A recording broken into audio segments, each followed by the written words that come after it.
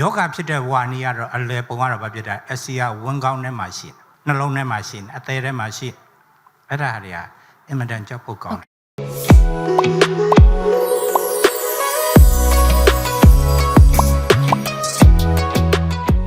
အစီဒီအရေပြားအောက်မှာသူ့နေရာအရေပြားအောက်မှာအဲ့ဒါမှမဟုတ်ဘဲနဲ့သူဒီမရှိတဲ့မရှိတတ်တဲ့အသေးဝင်ကောင်းထဲမှာနှလုံးသွေးကြောတွေထဲမှာစုနေပြီဆိုရင်ဒါဟာအင်မတန်အန်တရာကြီးတဲ့အဆင့်ပါ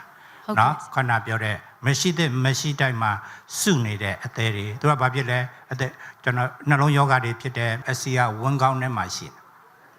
နှလုံးထဲမှာရှိအသေးထဲမှာရှိအဲ့ဒါတွေက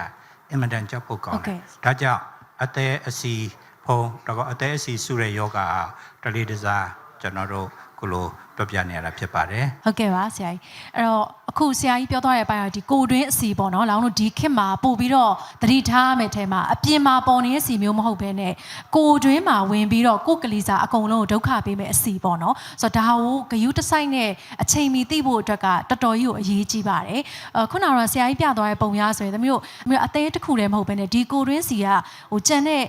နှလုံးသွေးကြောကျဉ်းတဲ့ပြဿနာတွေနောက်ပြီးတော့သမီးတို့ဒီမှာဆိုတော်တော်များများမေးကြတဲ့စီးကြိုပေါ့ဒါတွေယောဂဘောင်းဆောင်ကဟိုဖြစ်နိုင်ပြီဆိုတဲ့အနေအထားကိုရောက်သွားတာပေါ့နော်ဆရာကြီးဟုတ်ပါတယ်သမင်သိမှန်ပါတယ်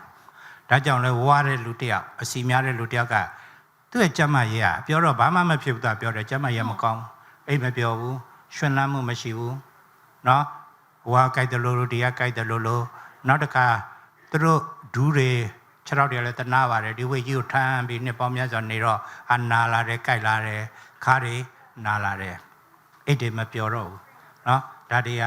ကျမ်းမာရေးဆိုကြိုတွေပဲဖြစ်ပါတယ်